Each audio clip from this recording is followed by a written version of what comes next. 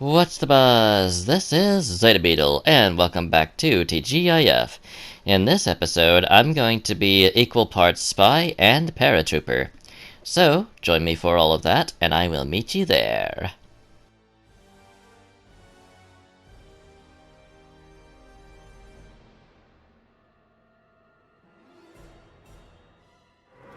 And we are starting off with the longest round of the episode, clocking in at nearly 7 minutes long. Goodness gracious. So here, I'm about to damage a saucer with a pilot inside. This time, things are a little bit different because we're getting close to the end of the Paratrooper training challenge, and honestly speaking,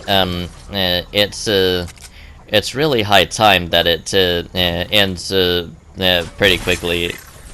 Anyway, excuse me. I was interrupted by a burp before finishing that. But the thing about it is, the Paratrooper saga is coming to a close. And I know that I said it was the high-flying saga. I just interchangeably call it different names because I'm just like that.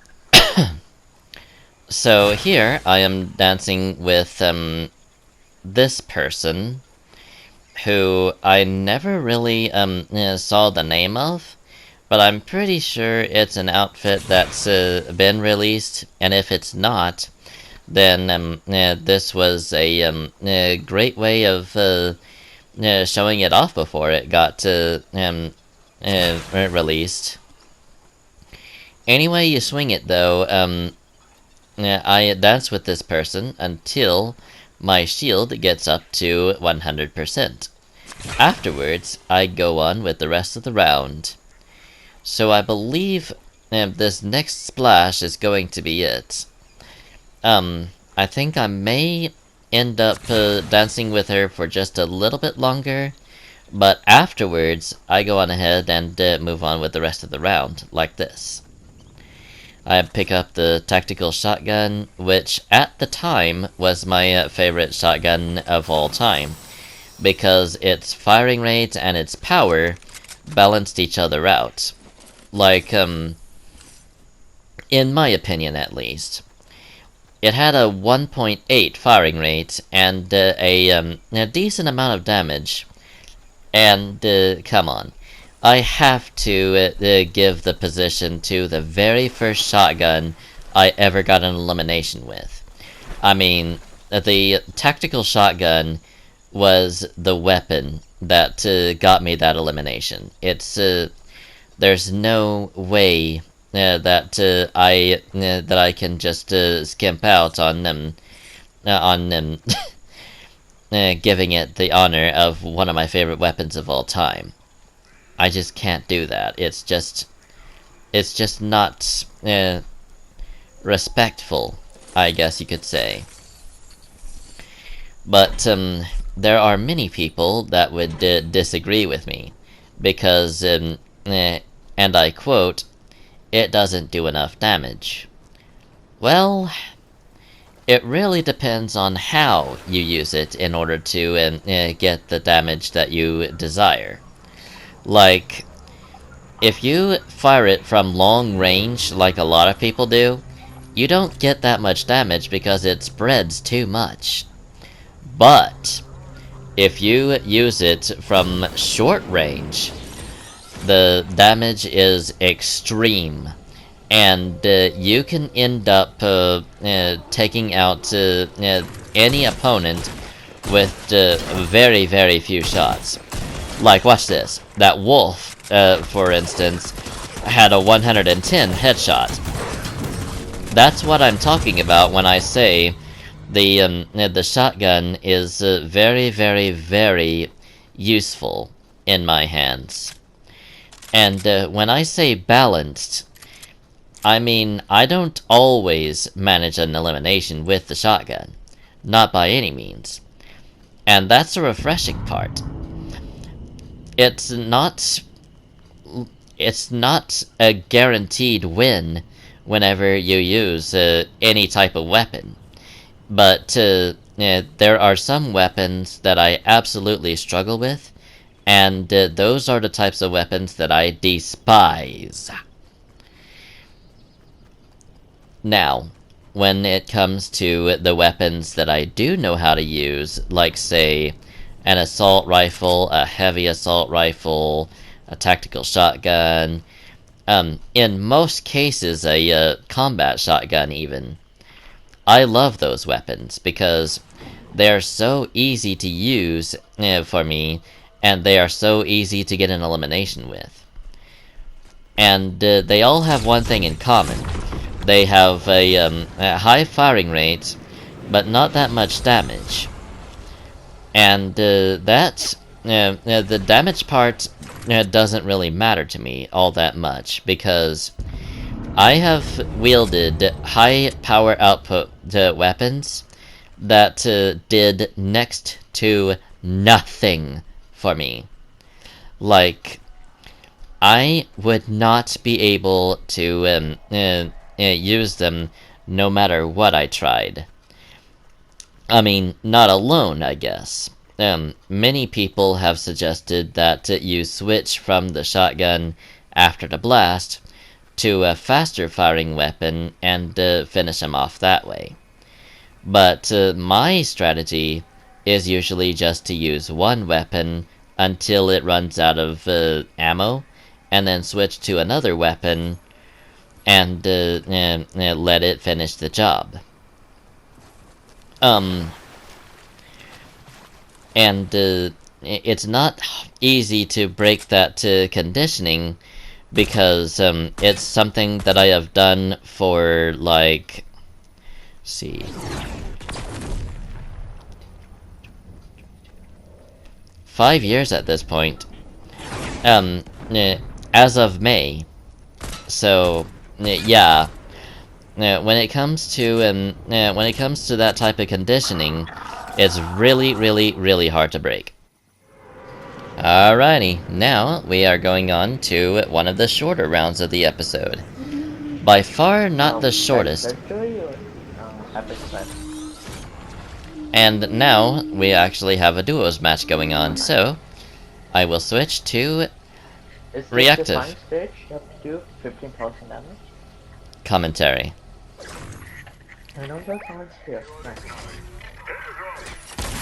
So I will be so glad when this season ends. Because oh my god. On top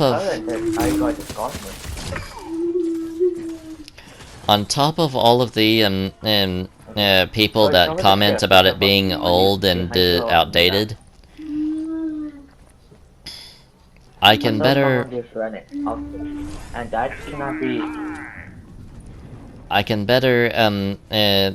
plan for situations such as this. So here we go. I see someone over there, and we will take that first down. Why are you taking it down?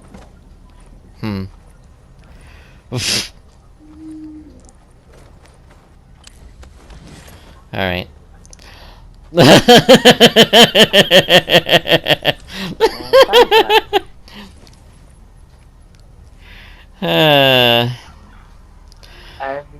I love those types of eliminations. That's a lot.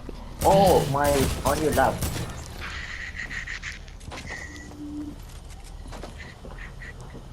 Alright. Well, I believe it's time to go. Alrighty. Some umbrella. I have the ninja skin, you know, and it doesn't come with a glider, but I made that, I made the glider from that season. I made it to somehow match both, the actual, Maya, or, the weapon specialist from Chapter 2, Season 2. I got it to match that, and I also got it to match a ninja, so. It was like an accident, too. Alright. Am I also helping you with the challenge? I don't know what I said here, so I'm just going to move on with the reactive commentary on what I see. Yeah. Alright. Well. Okay. Here I'm using the launch pad to get the height. Mine was to match gear specialist Maya. And also to match. I accidentally made it match my ninja skin. Alright, and that's about it. And this is the shortest round of the episode. Or shortest clip, anyway.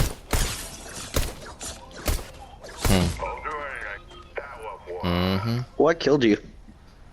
An IO guard. Oh.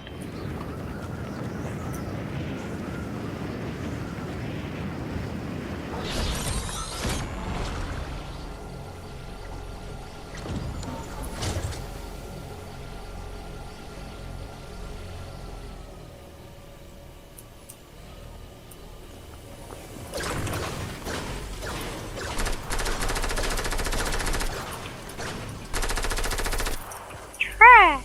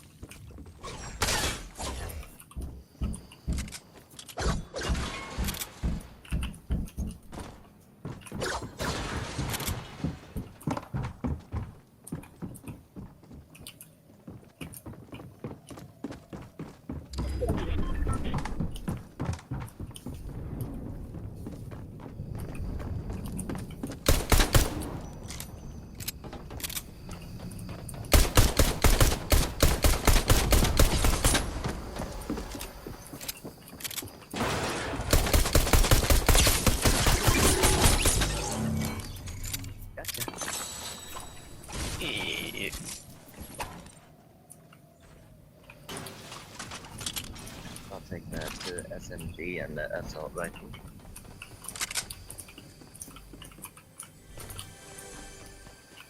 Alright.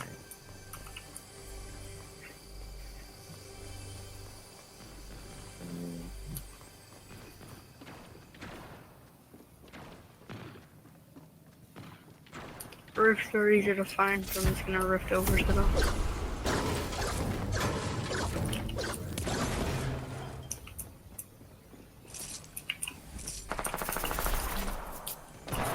Trash!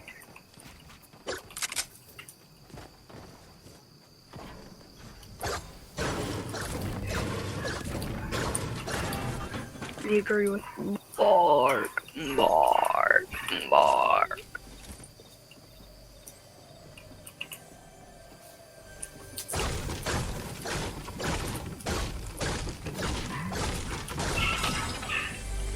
What's this? Okay.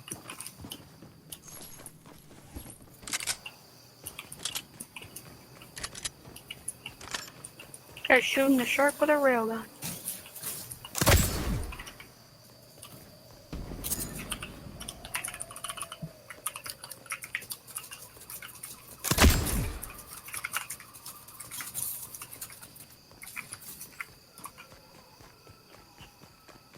The shark has a purple mouth if you want it.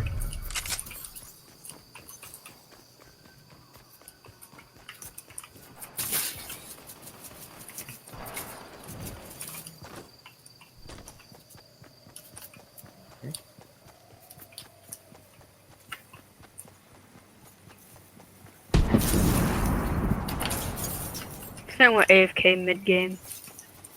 His name was Cheeseball.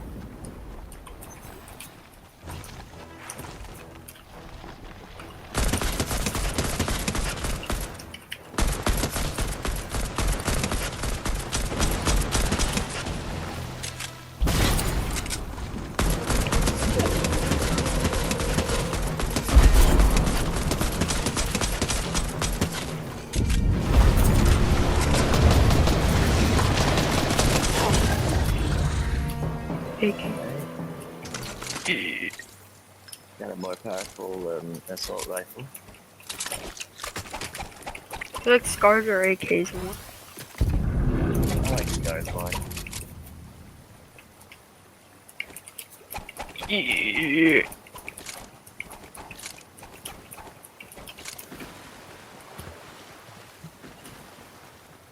Do AKs do more damage? I don't think they do. That was like the best bunny hop I've ever done. I did a double bunny hop. I jumped out of the Nice. water. I did one. And then I did one after that.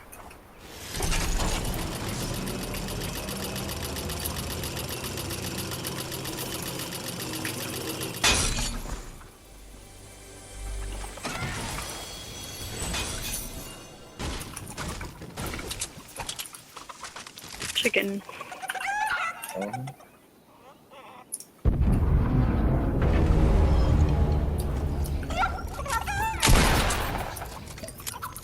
Hey. Supposed to fall off. Why are they so fast?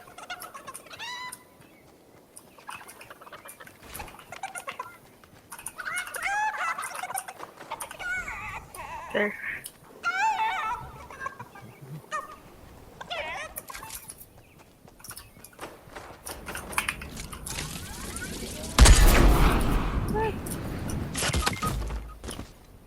Okay. The baby died. I knew that was bad when I started down there. Chicken made me take falling sometimes. You have a medkit? No, I do not. I have medkit.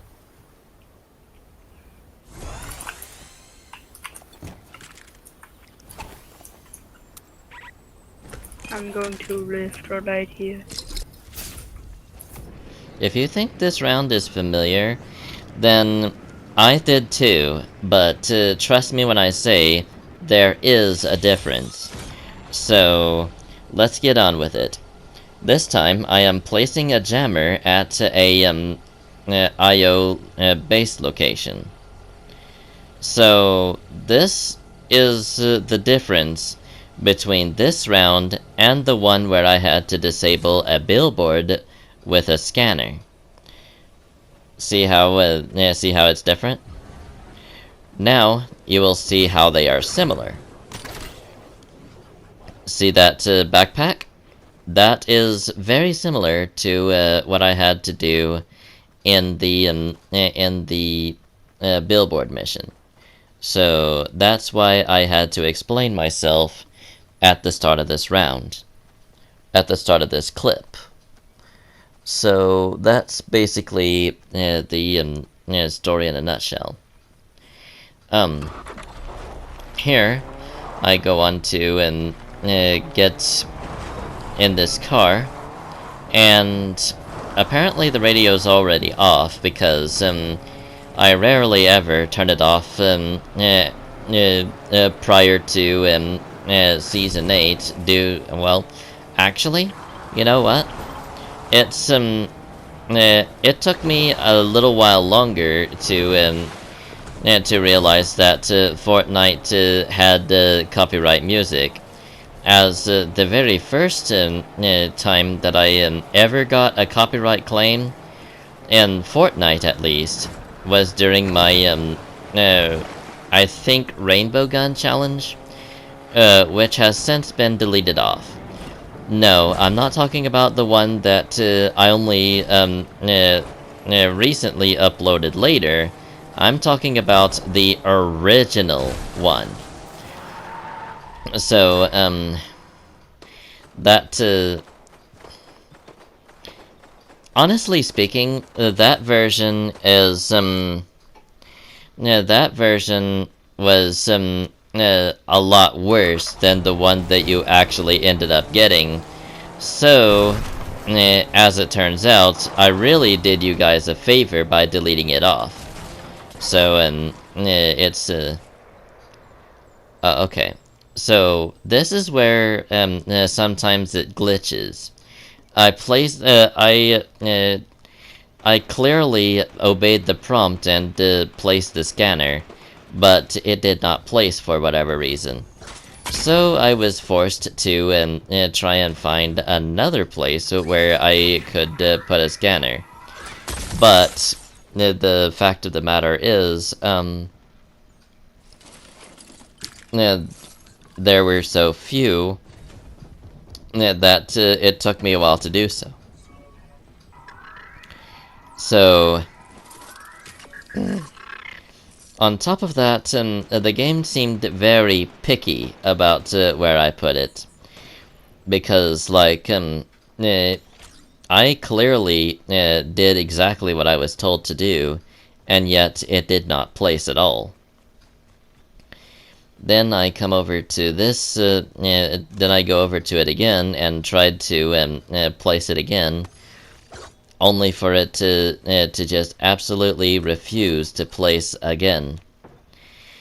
So, yeah, I'm gonna have to go on to the next part of the complex and try and place the scanner elsewhere. And once again, the radio is off, because I guess I wasn't in a very musical mood right then.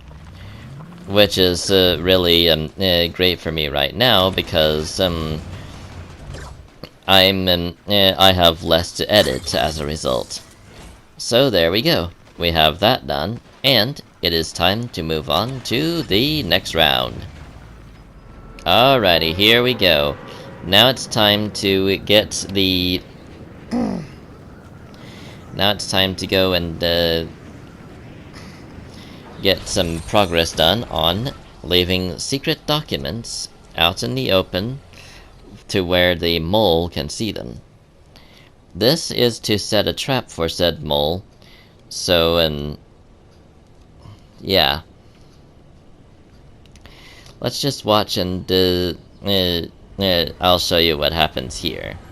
So, I leave the documents right there, and we set the bait for the capture to come. Or at least, that's what the IO hopes, anyway.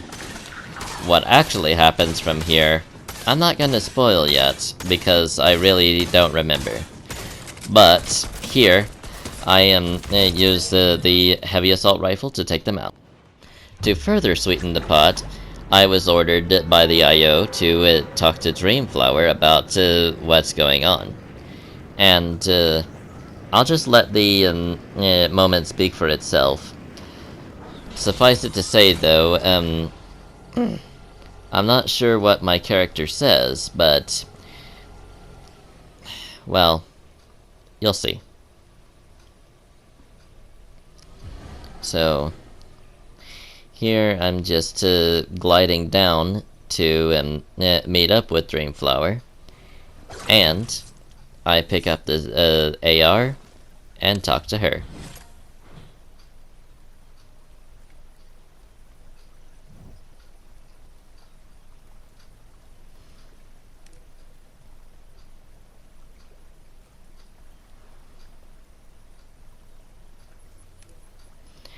Yeah, that's pretty well what I was talking about when I said that. Alright, that seems to be about the end of the episode, so join us in the next one when we leave an IO vehicle at an alien settlement, deploy cat food at IO outpost, get headshots, deal damage with IO tech weapons, collect bars, and repair IO equipment. In the meantime, though, thank you so much for watching. We hope you enjoyed, and we'll see you all next time. Until then, adios, amigos.